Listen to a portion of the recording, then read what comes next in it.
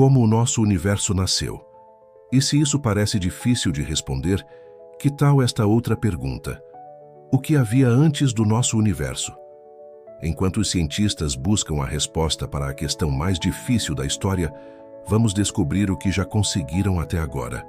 No século XX, conseguimos lançar luz sobre esse mistério graças a um homem, Edwin Hubble.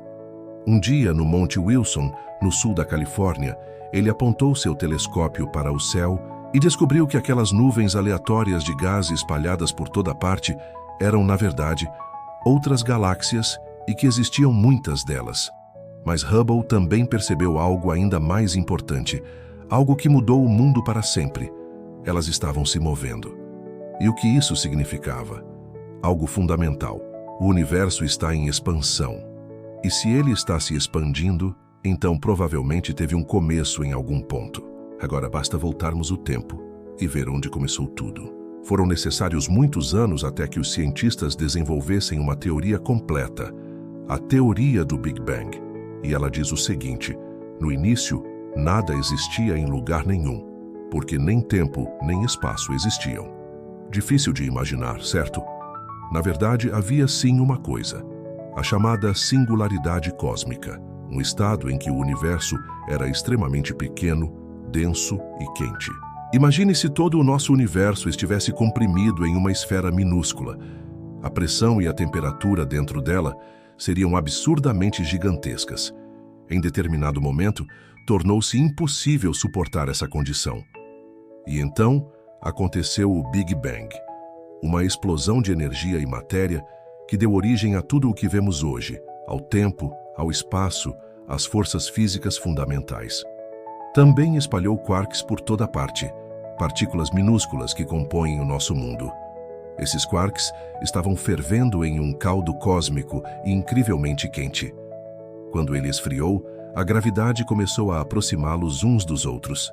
Eles se juntaram em átomos, depois em moléculas e, por fim, nos primeiros objetos. Estrelas, mundos, e tudo isso aconteceu há apenas 12 a 14 bilhões de anos. Certo, agora já sabemos como o universo foi criado. Mas o que havia antes disso? Alan Harvey Guth, físico teórico e cosmólogo norte-americano, dedicou toda a sua vida a resolver esse mistério. Após estudar a teoria do Big Bang, Guth percebeu algumas falhas. Por exemplo, a distribuição da matéria no universo era muito uniforme, o que não deveria ter acontecido. Imagine pendurar um balão cheio de tinta no teto, colocar uma tela branca no chão e soltar o balão. Ele estoura e vemos um verdadeiro caos. Manchas espalhadas de forma totalmente aleatória. Mas o universo não era assim. Em vez disso, era surpreendentemente uniforme. Agora, imagine que, em vez de estourar um balão de tinta, desenhamos um pequeno ponto vermelho no centro da tela e, em seguida, o expandimos gradualmente, registrando tudo quadro a quadro. O que veríamos seria um círculo crescendo proporcionalmente em todas as direções. Essa era a realidade do universo primitivo, uniforme e proporcional. Essa foi a descoberta de Guth, a teoria da inflação. Segundo ela, antes mesmo do Big Bang, algo que conseguiu distribuir tudo instantaneamente e de forma homogênea pelo espaço. A teoria de Guth foi um sucesso. Hoje, a maioria dos cientistas a considera a explicação mais sólida para o nascimento do universo. Para muitos, essa ideia é suficiente, mas não para todos. Martin Bojowald, professor alemão de física, tem outra visão. O universo nasceu de um jeito bem diferente. Lembra quando falamos sobre a singularidade cósmica, o estado do universo em que ele era pequeno, infinitamente denso e superquente? Pois bem, de acordo com a teoria de Martin Bojowald, essa singularidade não poderia simplesmente ter surgido do nada. Isso não faz sentido. Mas então, de onde ela veio? Vamos olhar para o pêndulo de um antigo relógio de tempo quântico. O pêndulo balança para frente e para trás. Seu movimento é suave, contínuo e ininterrupto. É assim que normalmente vemos o tempo. Ele flui e nunca para.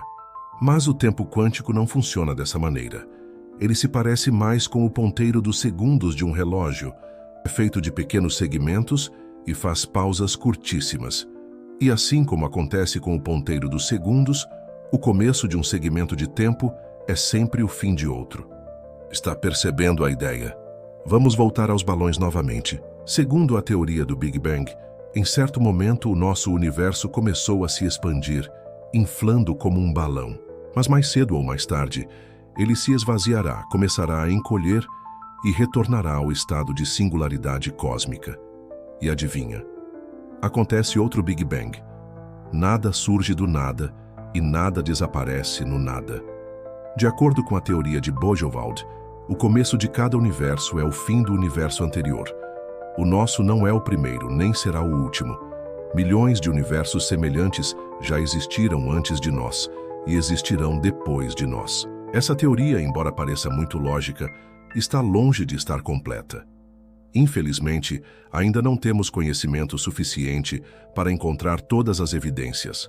Por isso, por enquanto, tudo isso é apenas uma hipótese. Mas algumas pessoas apresentam ideias ainda mais estranhas. Cientistas propõem teorias tão incomuns que ninguém teria imaginado. Por exemplo, Neil Turok, físico sul-africano, e seu colega Paul Steinhardt, físico teórico americano, buscam respostas muito além do nosso universo.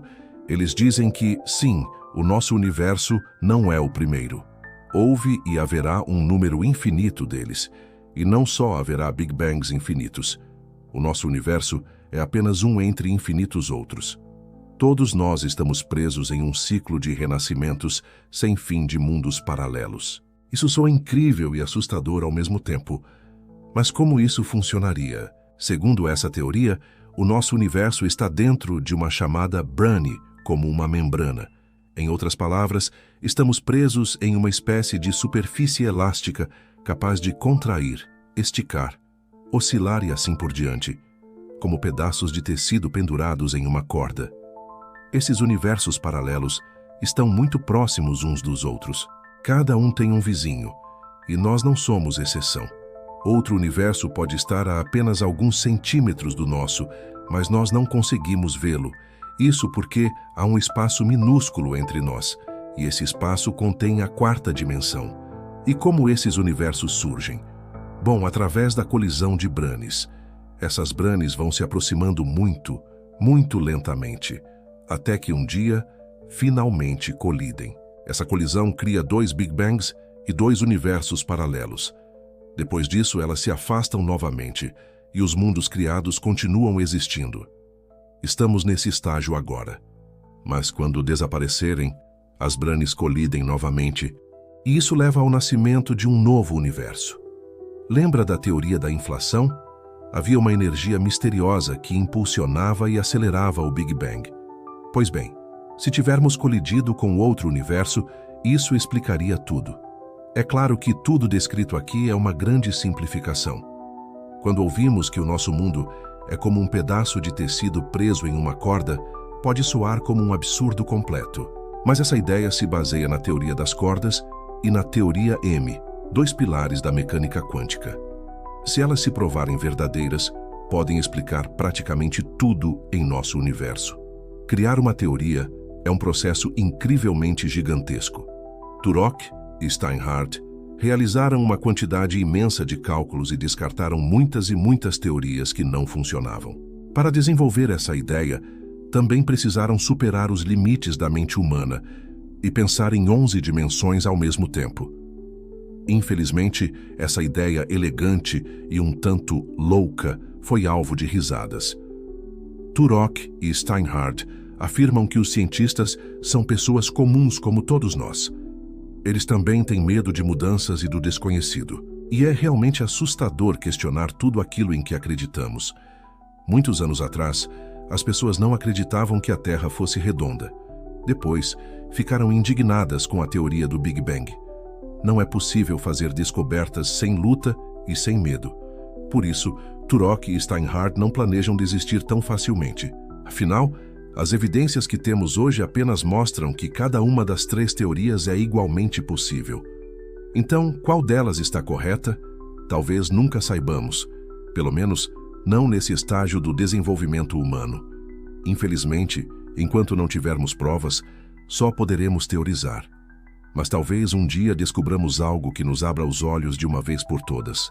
Talvez um dia consigamos resolver o mistério de como o nosso universo surgiu. E você, o que achou? Deixe sua opinião aqui nos comentários. Não se esqueça de curtir, se inscrever no canal e compartilhar este conteúdo. Nos vemos no próximo vídeo.